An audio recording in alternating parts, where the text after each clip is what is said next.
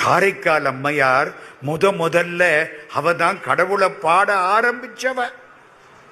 இத்தனை பேருக்கு வழிகாட்டினது யாரு? ஒரு மங்கையர் திலகம். அவளுக்கு பேரு புனிதவதி என்ற காரைக்கால் அம்மை. தாய்மார்கள்லாம் காலர் இருக்காதோ தூக்கி விட்டுக்கலாம். முதல்ல கடவுளை பாடினது யாரு?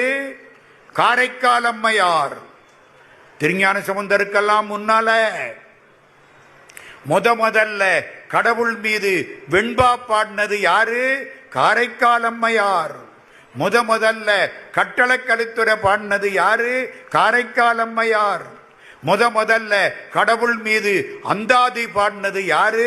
காரைக்கால் அம்மையார். எப்போ? 3ஆம் நூற்றாண்டு.